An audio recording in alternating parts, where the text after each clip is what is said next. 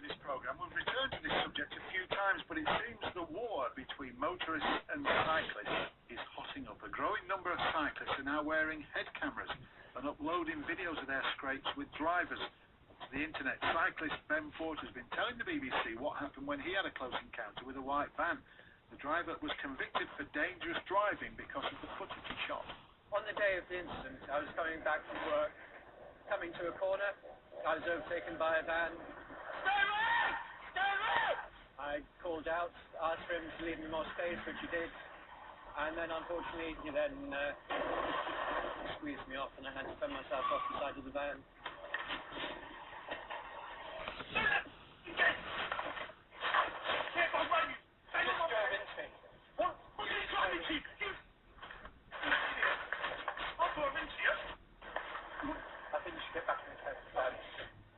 I wouldn't say it's extremely rare. It does happen from time to time on London's roads. There's a fair amount of conflict there. Dramatic stuff. Well, we're asking tonight, who really is the biggest danger on the road? Is it motorists or is it actually cyclists? Give us a call, 0500 909 693. Have you had a run-in of one sort or the other? With me tonight, Dave Brennan. He's a Glasgow cyclist and, in this instance, a headcam wearer. Hello, Dave. Hi there, how you doing? I'm all right.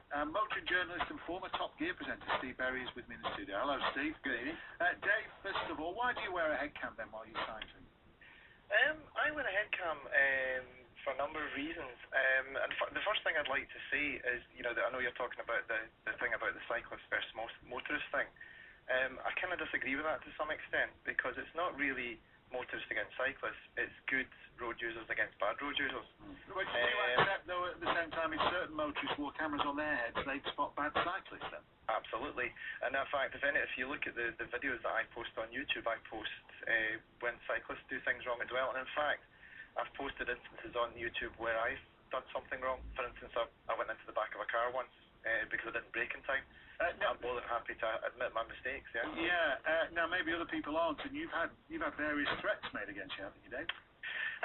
Yeah, I've had a few threats in the past because of, I suppose just because of the things that I highlight on YouTube. I kind of show things that happen, and I think there is a dislike of, but in some, I think bad road users, bad drivers, for instance, maybe don't like cyclists. Okay, well look, have a word with Steve Berry. Steve, cyclists need to do something to protect themselves, don't they? Well, yeah, but I think what's interesting about this is that Ben Porter managed to use the footage that he took from his headcam, the cyclist, and took it to the police and had a driver prosecuted. But of course, most of us that use the road can and are prosecuted for bad road use because we have an identifying mark on our vehicle, whether we're a truck driver, a motorcyclist, or a car driver. Cyclists are using footage to get other people prosecuted, but they can't be prosecuted because of camera footage because they have no identifying marks on their vehicle. So there's no way for the police or anybody else to prove who they were. Yeah, that's a fair point, isn't it?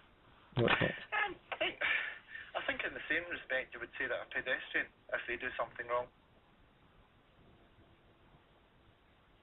on the road or anywhere else, they don't have any identifying marks. And I would be very surprised if you were going to suggest that we should have identifying. I am. That's exactly what I'm about to say, and I've seen it in other countries. And why not? Pedestrians aren't using the road. Pedestrians don't have specific parking places and a lane all the way from where I live in North Manchester into the centre. They don't have their own lane on the road. They walk on the pavement. And if they walked in the road, then the police would have something to say about it. I am a cyclist as well. I'm a motorcyclist, I'm a driver.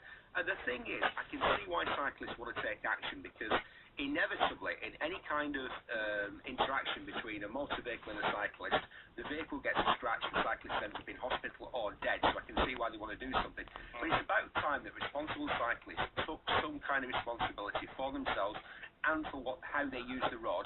And why not have some kind of little registration mark? How does it work in other countries? Well, I've seen it in Italy where they don't regulate mopeds, 50cc mopeds in Italy, but they do oblige them to have some sort of registration mark on the back so that 50cc mopeds needed to pass a test at the time or needed to be any kind of road tax.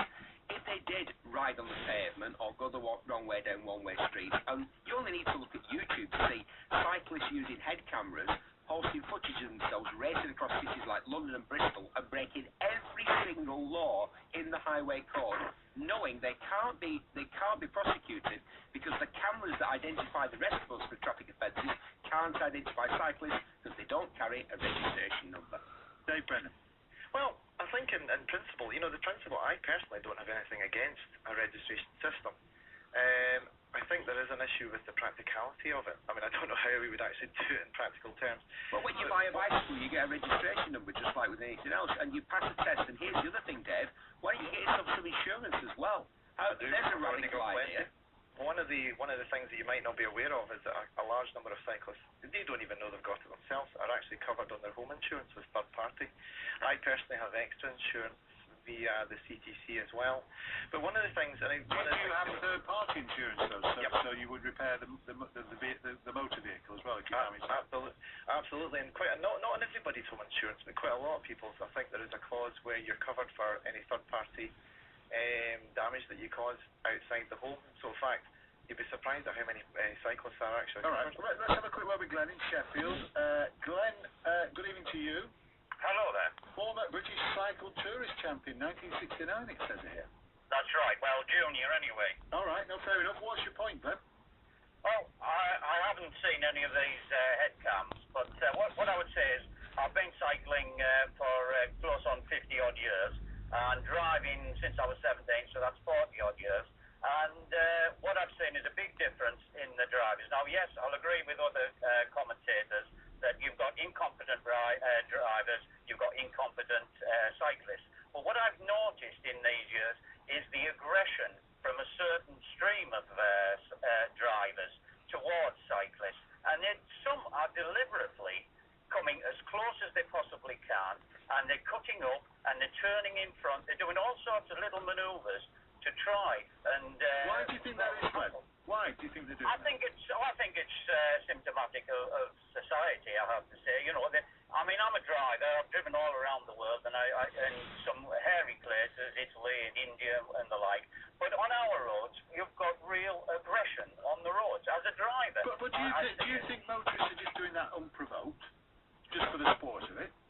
In certain cases, they are with cyclists. Yes, they are. I see it all the time. I'm out on the road as a cyclist as well as a driver, and I see them cutting me up, deliberately getting as close as you can possibly get without actually hitting you. Steve Berry, it's quite remarkable. You can hear Glenn there. Have we got some kind of bizarre duel going on the roads of Britain? Yeah, and the problem for me is that, as I said, and I'll say it again, any kind of incident that involves a vehicle and a cyclist invariably ends up with a tiny little bit of cosmetic damage to the vehicle and either injury or sometimes death for the cyclist. There are way too many aggressive drivers out there, and I think the way to combat this is to make drivers feel that cyclists are obliged to follow the same rules and regs as the rest of us. For instance, if I cycle into here, there's a one-way street that I can cycle down on the pavement and avoid a huge diversion. And you know what? Most times I get off and push. But a few days ago it was really quiet. I couldn't see any pedestrians, so I rode my bicycle down that one-way street the wrong way on the pavement. I would never dream of going down there in a car or a motorcycle for two reasons. One, it'd be ridiculously dangerous, and two, I'd probably end up with my camera and I'd get fined and my license would get endorsed. At the moment, cyclists can pick and choose the rules of the road that they obey because there's no way of catching them, because most policing of traffic in this country has been given over to cameras, and if you haven't got a registration number, you can't be caught. John's on the line from Southend. Hello, John. Good evening. John, what's your point?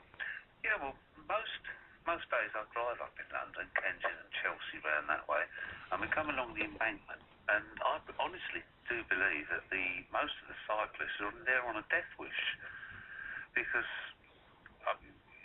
they cut into places where they shouldn't even be anyway. They go through red lights, and as they come round the corners, they cut straight in the front to get in there.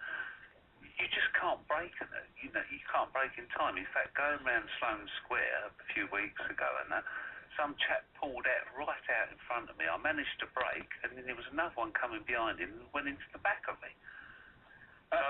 Okay. John, you've made your point. Thank you very much. Dave Brennan, then, you're hearing those kinds of stories. There has to be a way, doesn't there, of making some cyclists or all cyclists accountable? Yeah, I mean, I think when people are talking about, there are bad cyclists. I mean, this is one of the things I've always said. Of course, there are bad cyclists, and one of the things one of the reasons why I post my videos and others post their videos is it kind of has an educational tool. And the amount of people and cyclists and drivers who've come and speak to me and said, "Oh, that's quite interesting. I'd never thought of that before," and who they kind of start learning, to do so. They shouldn't be doing things like that. I think, yeah, absolutely. I completely agree that cyclists need to clean up their own act, and I'm the one for pushing that.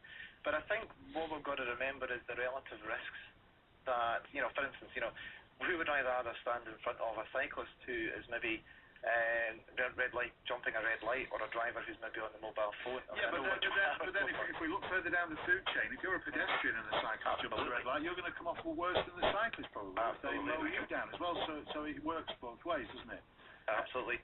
Okay, I completely agree. I mean, I think there is a hierarchy, and I think obviously the bigger the vehicle is, I think there has to be a duty of care on the bigger vehicle to kind of take it easy and around the smaller vehicle. Dave, nice one. Thanks for coming on the program. Appreciate that. Steve Berry, last word to you. Do you think we will ever get cyclists being accountable? Do you ever think this system will be brought in? I think there'll have to be, because I think as the price of petrol goes up and up and up, more people will take to the roads on bicycles. They'll be not as experienced as those that are there. There'll be a problem with accidents and incidents, and I think the government will be forced to make cyclists accountable. There'll have to be some kind of insurance and some kind of registration.